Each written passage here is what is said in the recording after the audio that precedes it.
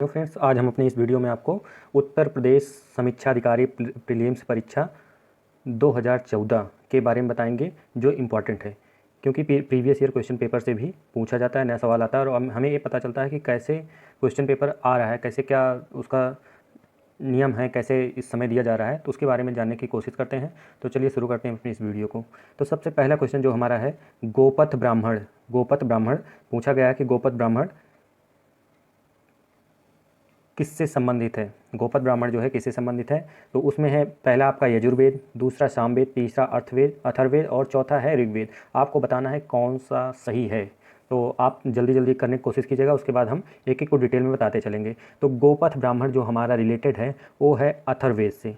अथर्ववेद से गोपथ ब्राह्मण है। उसके साथ अगर हम देखें ऐत्रेय, क्या है, ऐत्रेय और कौशितकी, ये जो ब्राह्मण ग्रंथ हैं, दो ब्राह्मण ग्रंथ, ये आपके ऋग्वेद से संबंधित हैं। उसके बाद सामवेद से जो हमारा ब्राह्मण ग्रंथ है उसका नाम है पंचविंश।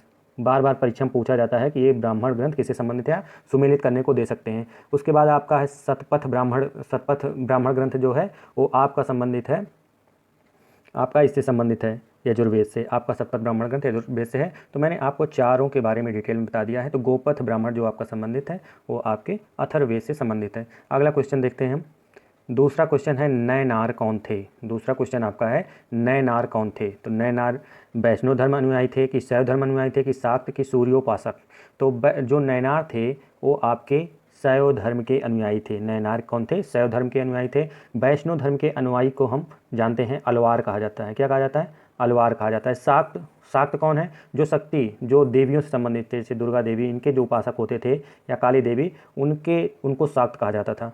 और जो सूर्योपासक, जो सूर्य की पूजा करते थे, उन्हें सूर्योपासक बोला जाता था। तो एक एक का आपको हम डिटेल बताते चल रहे हैं जिससे आपको समझ में भी आए और पता चले कि कौन कहाँ से आता है। अगर इससे कोई क्वेश्चन आए तो आप उसे मिस ना कर पाएँ। अगला क्वेश्चन है वल्लभी विश्वविद्यालय स्थित था। वल्लभी विश्वविद्यालय कहाँ पर स्थित था। वल्लभी विश्वविद्यालय आपका बिहार में स्थित था, उत्तर प्रदेश में, बंगाल में, गुजरात में। तो वल्लभी विश्वविद्यालय जो है आपका वो गुजरात में स्थित था। वल्लभी प्राचीन भारत का एक नगर था जो 5वीं से 8वीं शताब्दी में मैत्रक वंश की राजधानी रहा है। वल्लभी किसकी राजधानी रहा है, मैत्रक वंश था, मैत्रक वंश की राजधानी रहा है। 470 ईस्वी में मैत्रक वंश के संस्थापक सेनापति भट्टारक थे। सेनापति कौन था, भट्टारक थे, जो मैत्रक वंश की स्थापना किए थे। तो आपका वल्लभी विश्वविद्यालय कहाँ स्थित है, गुजरात में वल्लभी विश्वविद्यालय आपका स्थित है। अगला क्वेश्चन है हीनयान अवस्था का विशालतम एवं सर्वाधिक विकसित शैलकृत चैत्यगृह कहाँ है। चैत्यगृह कहाँ पर है ये पूछा गया है। तो सबसे विकसित जो चैत्यगृह है, हीनयान अवस्था का विशालतम और सर्वाधिक विकसित, वो आपका कार्ले में है। तो कार्ले में आपका चैत्यगृह है। चैत्यगृह क्या है, बौद्ध धर्म से संबंधित है। चैत्यगृह एक पूजा स्थल है। चैत्यगृह क्या है, ये पूजा स्थल आपका होता है। आगे अगला क्वेश्चन है सप्तपर्णी गुफा स्थित है। सप्तपर्णी गुफा कहाँ पर स्थित है। तो सप्तपर्णी गुफा जो है आपकी किसमें स्थित है, सांची में है कि नालंदा में कि राजगृह में, पावापुर में। इसका सही आंसर है राजगृह में आपकी सप्तपर्णी गुफा जो है वो अवस्थित है। प्रथम बौद्ध संगीत का जो आयोजन किया गया था, उस समय शासक कौन था, अजातशत्रु था। अजातशत्रु के शासनकाल में हुई थी राजगृह में, सप्तपर्णी गुफा में। 483 ईसा पूर्व में यह संपन्न हुई थी प्रथम बौद्ध संगीति। और इसकी अध्यक्षता किसने की थी प्रथम बौद्ध संगीति का, तो महाकश्यप ने की थी। महाकश्यप ने इसकी अध्यक्षता की थी, जो प्रथम बौद्ध संगीति का आयोजन किया गया था।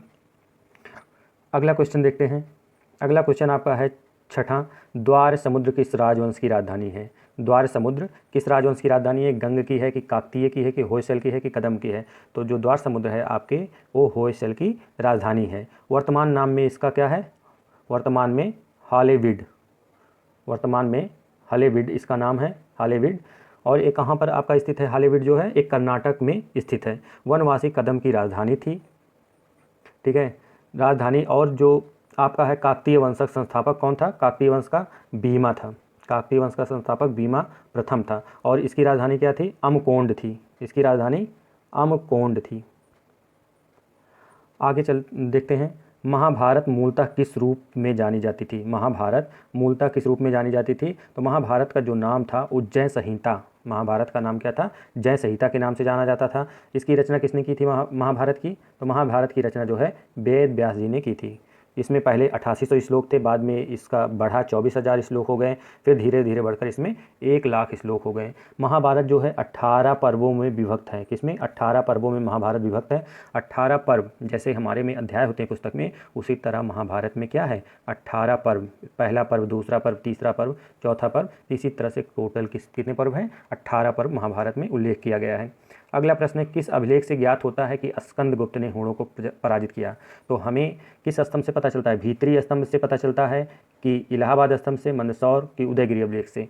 तो हमें स्कंदगुप्त जब हूणों को पराजित किया था उसकी जानकारी हमें भीतरी स्तंभ अभिलेख से प्राप्त होती है। भीतरी स्तंभ अभिलेख से स्कंदगुप्त ने क्या किया था कि हूणों को पराजित किया था। इस तरह से पराजित किया, जब तक स्कंदगुप्त रहा तब तक हूणों ने दोबारा हमला करने की कोशिश नहीं की और 455 ईस्वी में या उन्होंने पराजित किया था हूणों को, स्कंदगुप्त ने। अगला क्वेश्चन हम देखते हैं, हर्ष ने निम्नलिखित में से किन रचनाओं का लेखन किया था? हर्ष ने निम्नलिखित में से किन रचनाओं का लेखन किया था? हर्ष ने 3 रचनाओं का लेखन किया था। हर्ष ने इनमें से 3 रचनाओं का लेखन किया था और तीनों के तीनों क्या थे? नाटक थे। तीनों के तीनों नाटक थे। तो उनमें से उनके जो नाटक हैं तीनों, वो है आपका प्रियदर्शिका, नागानंद और रत्नावली। जो हर्षचरित्र है वो बाणभट्ट की रचना है। हर्षचरित्र किसकी रचना है? बाणभट्ट की। तो हर्षचरित्र आपके बाणभट्ट की रचना है और बाकी तीनों के तीनों किसके हैं? इनके नाटक हैं हर्ष के, हर्षवर्धन के। इनमें से आपको सही बताना था कौन सा सही होगा। कूट दिए गए हैं 4, ये 10 क्वेश्चन नहीं है। इनमें से 4 कूट उसी के दिए गए, नीचे दिए गए कूट का उपयोग कर अपना उत्तर लिखिए। तो इनमें से जो आपका आंसर सही है वो खा सही है, 1, 2 और 4 सही हैं। अगला क्वेश्चन देखते हैं 11वां, इनमें से किसे शाहजहां ने शाह बुलंद इकबाल की पदवी दी थी? तो 4 में से आपको बताना है किसको शाहजहां ने शाह बुलंद इकबाल की पदवी दी थी। तो पहला है इसमें दारा शिकोह, शुजा, औरंगजेब और मुराद। 4 नाम दिए गए, इसमें से बताना है किसको शाह बुलंद इकबाल की पदवी दी गई थी। तो इनमें जो शाह बुलंद इकबाल की पदवी दी गई थी दारा शिकोह को दी गई थी। क्यों दी गई थी? शाहजहां के शासनकाल में उपनिषदों का फारसी भाषा में दारा शिकोह ने अनुवाद किया था, इसलिए इन्हें सिर-ए-अकबर के नाम से भी जाना जाता है। सिर-ए-अकबर के नाम से भी जाना जाता है। इन्होंने 52 उपनिषदों का अनुवाद किया था। इन्हें लघु अकबर की भी संज्ञा दी गई है। अगला देखते हैं 12वां क्वेश्चन है, रॉलेट एक्ट किस वायसराय के काल में पारित हुआ था? तो रॉलेट एक्ट का पारित हुआ था 1919 के आसपास ये पारित हुआ था। उस समय कौन थे? उस समय आपके सबसे प्रसिद्ध लॉर्ड चेम्सफोर्ड थे, जिसे हम मॉन्टेग्यू चेम्सफोर्ड सुधार के नाम से भी जानते हैं। 1919 में हुआ था। उसी टाइम पीरियड पर रॉलेट एक्ट पारित किया गया था। अगला क्वेश्चन देखते हैं, भारतीय स्वतंत्रता अधिनियम 1947 कब से प्रभावी हुआ?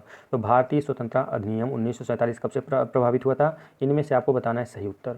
तो इनमें सही उत्तर जो है आपका 18 जुलाई 1947 को भारतीय स्वतंत्रता अधिनियम 1947 प्रभावी हुआ था।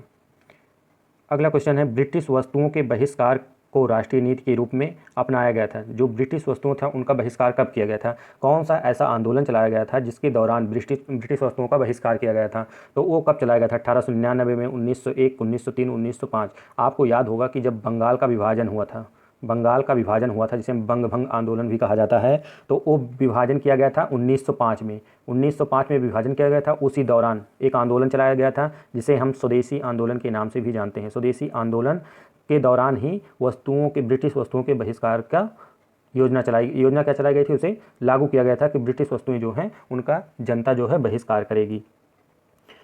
तो अगला क्वेश्चन हम देखते हैं, फूट डालो और राज्य करो की रणनीति किसने अपनाई थी? तो फूट डालो और राज करो की नीति जो अपनाई थी उस लॉर्ड कर्जन द्वारा ये अपनाई गई थी, लेकिन आयोग द्वारा इसका उत्तर माना गया था लॉर्ड मिंटो को। आयोग द्वारा इसका उत्तर क्या माना गया था? लॉर्ड मिंटो को। और इसमें लॉर्ड डलहौजी भी हैं, लॉर्ड बेलेजली ने क्या अपनाया था? लॉर्ड बेलेजली ने सहायक संधि को लागू किया था।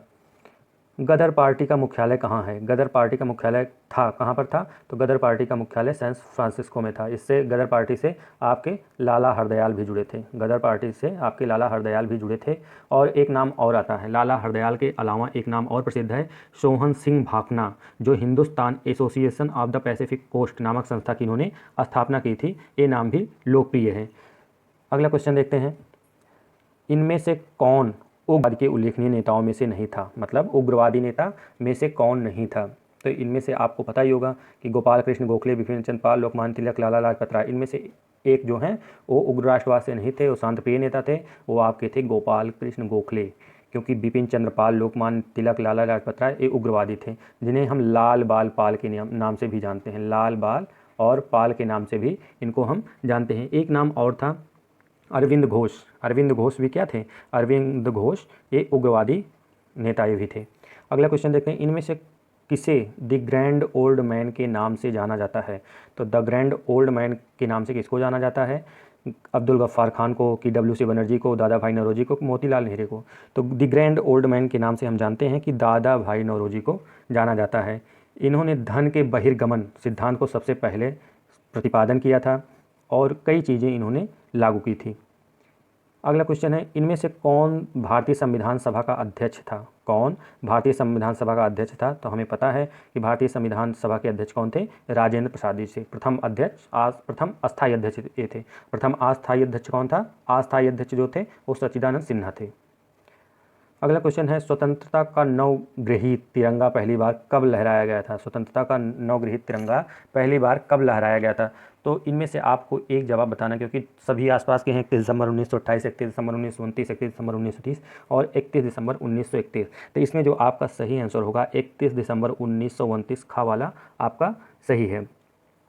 दिसंबर 1929 में पंडित जवाहरलाल नेहरू की अध्यक्षता में कांग्रेस ने लाहौर में इसका अधिवेशन किया गया था। उसी दिन 31 दिसंबर को रावी नदी के तट पर तिरंगा फहराया गया था। किस नदी के तट पर? रावी नदी के तट पर तिरंगा फहराया गया था 31 दिसंबर 1929 को। अगला क्वेश्चन है, भूदान आंदोलन का प्रारंभ सर्वप्रथम किस राज्य में हुआ था? तो भूदान आंदोलन का प्रारंभ सर्वप्रथम आपके आंध्र प्रदेश राज्य में हुआ था। इसको चलाने वाले विनोबा भावे थे। कौन था? विनोबा भावे थे।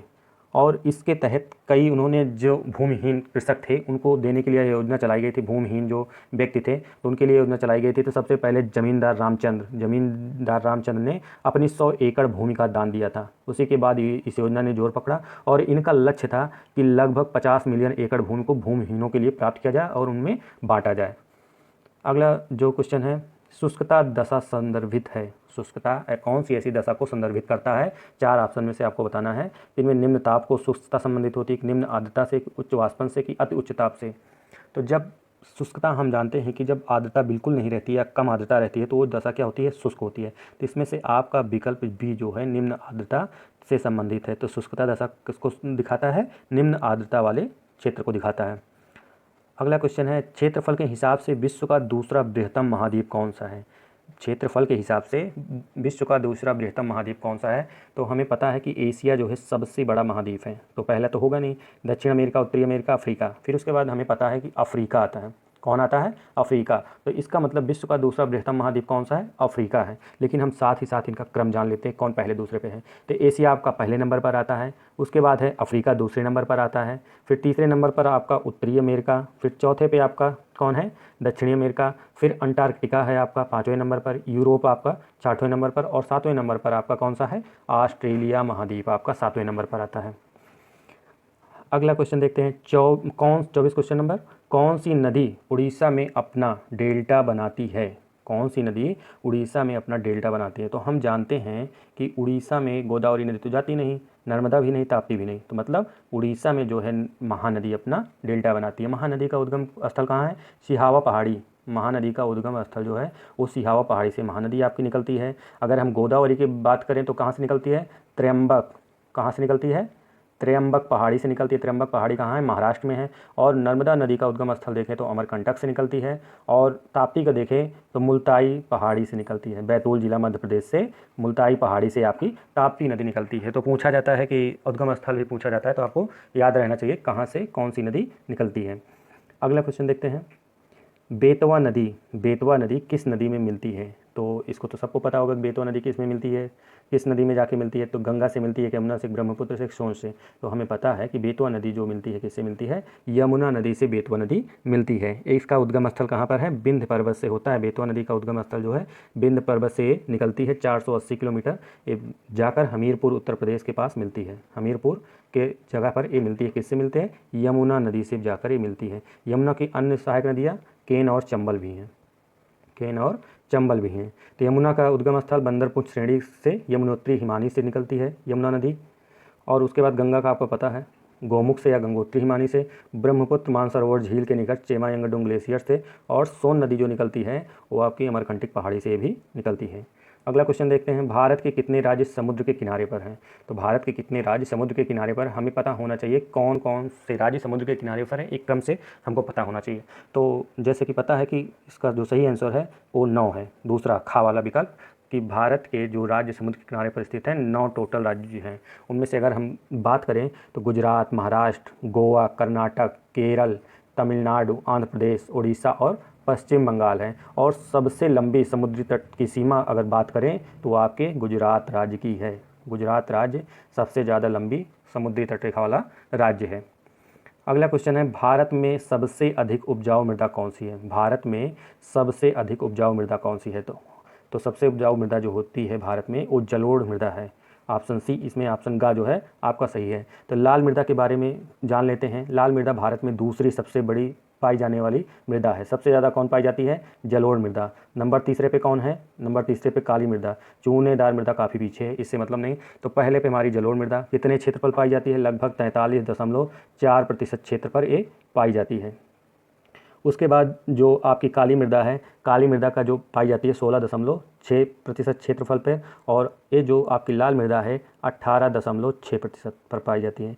तो जलोढ़ मृदा के बारे में थोड़ा हम जान लेते हैं। जलोढ़ मृदा में जो है नाइट्रोजन और पोटास की जो है वो क्या होती है? कमी होती है, मात्रा कम होती है। एवं पोटास एवं चूने की, नाइट्रोजन एवं फास्फोरस, ये फास्फोरस है, नाइट्रोजन और फास्फोरस की मात्रा इसमें कम होती है। पोटास और चूने की मात्रा अधिक होती है। इसमें गेहूँ, धान, अरहर, चना, मसूर, आलू, मक्का आदि जो है उगाए जाते हैं। एक जलोढ़ मृदा जो है 2 भागों में इसको विभाजित किया गया है। एक है खादर मृदा और एक है बांगर मृदा। तो खादर मृदा जो है वो नवीन जलोढ़ मृदा होती है, बांगर पुरानी। तो खादर ज़्यादा उपजाऊ होती है बांगर के मुकाबले। अगला क्वेश्चन देखते हैं, साधारणतः ओरोबैंकी खरपतवार पाया जाता है। तो ओरोबैंकी जो खरपतवार है वो तंबाकू के खेत में पाया जाता है। तो इसमें जो आपका ऑप्शन है वो पहला वाला सही है, तंबाकू के खेत में ओरोबैंकी खरपतवार पाया जाता है। सबसे अधिक प्रोटीन किस में पाई जाती है? सबसे अधिक प्रोटीन, कई बार प्रश्न आया है। तो सबसे अधिक प्रोटीन आपके सोयाबीन के दाने में पाई जाती है। अगला क्वेश्चन है, बासमती चावल की रोपाई हेतु उपयुक्त बीज दर क्या है? बासमती के जो चावल का उत्पादन किया जाता है, बहुत अच्छी किस्म का चावल होता है, भारत में सबसे ज़्यादा बासमती चावल का उत्पादन किया जाता है। तो उसमें से सब गेहूँ जो रोपाई की जाती है, उसमें जो धान की रोपाई की जाती है, तो सबसे ज़्यादा या कितने किलोग्राम मात्रा की बीज की आवश्यकता होती है? तो इसमें जो है लगभग 20 से 30 किलोग्राम की आवश्यकता होती है। आपका विकल्प जो है दूसरा सही है। तो विकल्प दूसरा सही है, जिसमें बासमती भारत में लंबे चावल की एक उत्कृष्ट किस्म होती है, जिसका वैज्ञानिक नाम है ओराइजा सैटिवा। क्या नाम है इसका? ओराइजा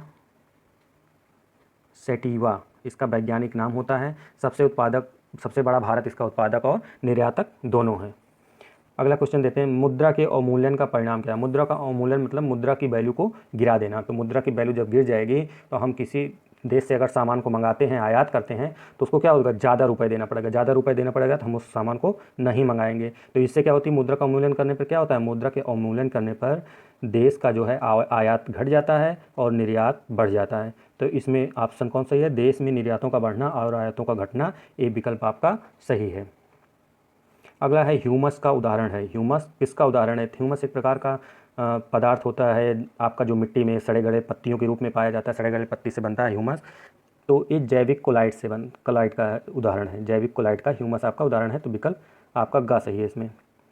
35 नंबर प्रश्न है, निम्नलिखित में से कौन सा राज्य इलायची के उत्पादन के लिए पहचान नहीं रखता? तो किस राज्य में जो है इलायची का उत्पादन नहीं किया जाता है, मतलब पहचान नहीं रखता? तो इलायची का ज़्यादा उत्पादन न किया जाना और बाकी सब में उत्पादन किया जाता है। तो आपका केरल में, कर्नाटक में, तमिलनाडु में इलायची का भरपूर मात्रा में उत्पादन किया जाता है। उड़ीसा में नहीं किया जाता। तो ये आपका ऑप्शन जो है चौथा सही है इसमें। अगला क्वेश्चन है, मुंबई की मीठी नदी निम्नलिखित में से किस झील से निकलती है?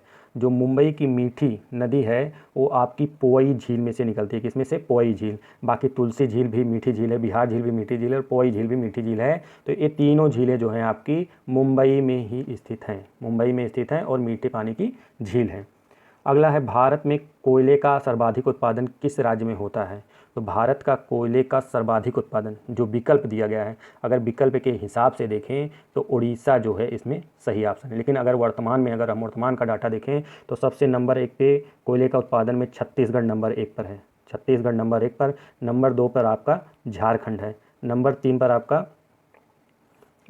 आपका आंध्र प्रदेश है, नंबर 4 पर आपका मध्य प्रदेश है और नंबर 5 पर आपका पश्चिम बंगाल है। तो नंबर 1, 2 हमको पता होना चाहिए, छत्तीसगढ़ और झारखंड है। अगला देखते हैं, हजीरा बीजापुर जगदीशपुर गैस पाइपलाइन निम्नलिखित में से किस प्राधिकरण द्वारा निर्मित की गई है। तो ये जो प्राधिकरण द्वारा निर्मित की गई है, gas authority of India limited द्वारा की गई है। अगला क्वेश्चन है, अरावली श्रेणी किस राज्य में स्थित है। जो आपकी अरावली श्रेणी है किस राज्य में स्थित है। तो राजस्थान में स्थित है, हिमाचल प्रदेश, उड़ीसा, आंध्र प्रदेश। तो अरावली श्रेणी हम जानते हैं 4 राज्यों में स्थित है। पहला राज्य कौन सा है, पहला आपका है गुजरात, गुजरात के बाद कौन सा है, राजस्थान, राजस्थान के बाद दिल्ली, हरियाणा। ये 4 राज्य ऐसे हैं जिसमें से हमारी कौन सी श्रेणी स्थित है, अरावली श्रेणी। अरावली श्रेणी जो है वो बहुत पुरानी श्रेणी है, सबसे पुरानी मानी जाती है। अरावली श्रेणी सबसे पुरानी पर्वत श्रेणी मानी जाती है, विश्व की सबसे प्राचीन पर्वत श्रृंखला है। इसकी सर्वोच्च शिखर है गुरु शिखर।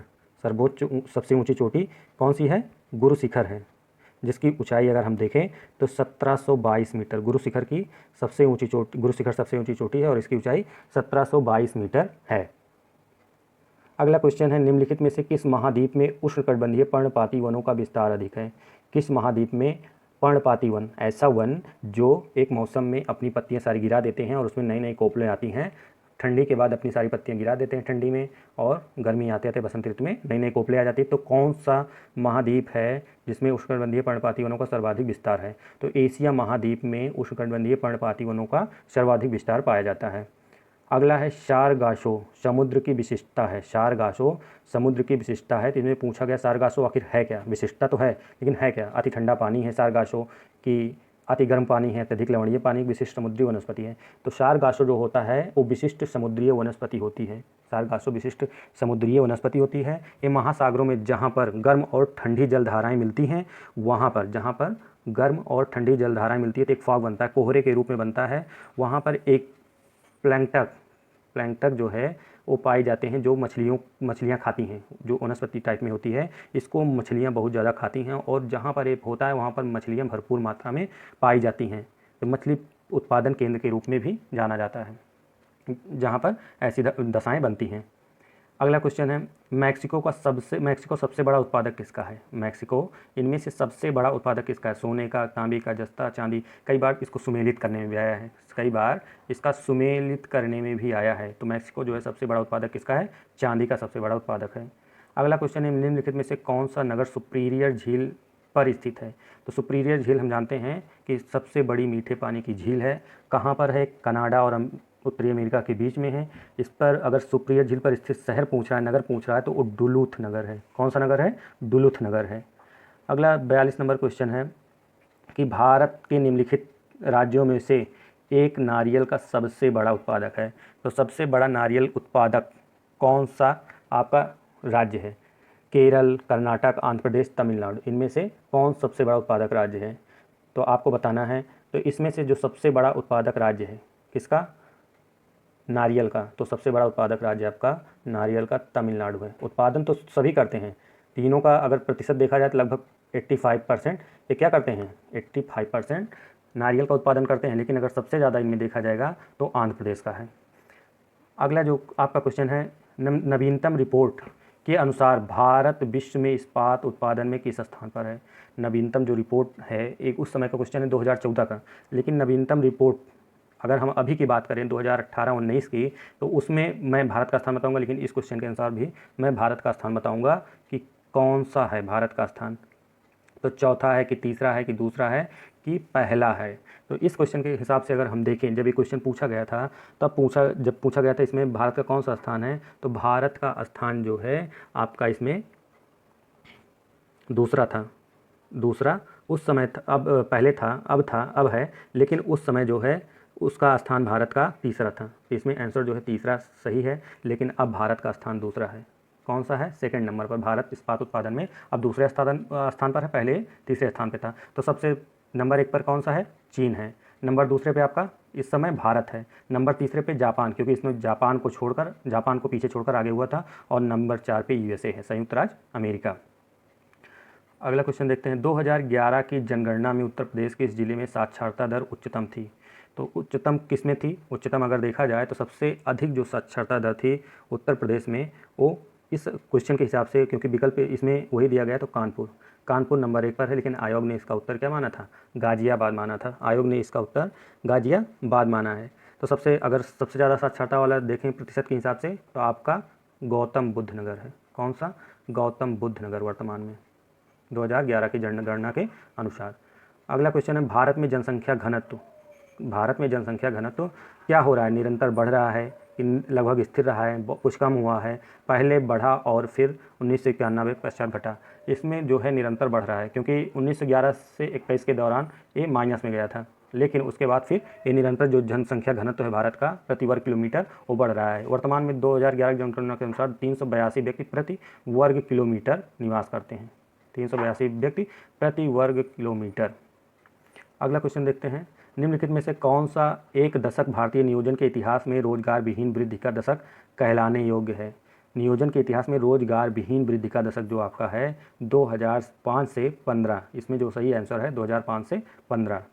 अगला है, भारत में प्रभावित साक्षरता दर की गणना की जाती है। भारत में जो प्रभावित साक्षरता दर की गणना की जाती है, कुल जनसंख्या में की जाती है, कि बच्चों की जनसंख्या की, कि वयस्कों की जनसंख्या की, कि 7 वर्ष की उम्र के ऊपर वालों की जनसंख्या में गणना की जाती है? तो भारत में प्रभावित साक्षरता दर की गणना की जाती है कुल जनसंख्या में, फिर उसके बाद आपका है बच्चों की जनसंख्या से की जाती है, कि वयस्कों की जनसंख्या से की जाती है, कि 7 वर्ष की उम्र के ऊपर जनसंख्या से की जाती है। तो इसमें जो आप देखते हैं साक्षरता की जो गणना की जाती है वो 7 वर्ष के ऊपर की उम्र की जनसंख्या से की जाती है। इसका आंसर आपका चौथा सही है। अगला देखते हैं। 2011 की जनगणना के अनुसार जनसंख्या में नगरीय जनसंख्या कितना प्रतिशत है? 2011 की अगर हम जनसंख्या देखें, उनकी जनगणना देखें, तो नगरीय जनसंख्या का प्रतिशत क्या है? 31.8% है, कि 30.8% है, कि 32.2% है, कि 31.2% है? तो आपका जो नगरीय जनसंख्या है 2011 के अनुसार वो 31.2% सही है। और ग्रामीण का अगर देखें तो 68.8% है। तो ग्रामीण में जो जनसंख्या निवास करती है 68.8%, और जो शहरों में करती थी 31.2% करती थी। अगला क्वेश्चन आपका है, भारतीय संविधान में समानता का अधिकार जिन 5 अनुच्छेदों द्वारा स्वीकृत किया गया है कौन से हैं?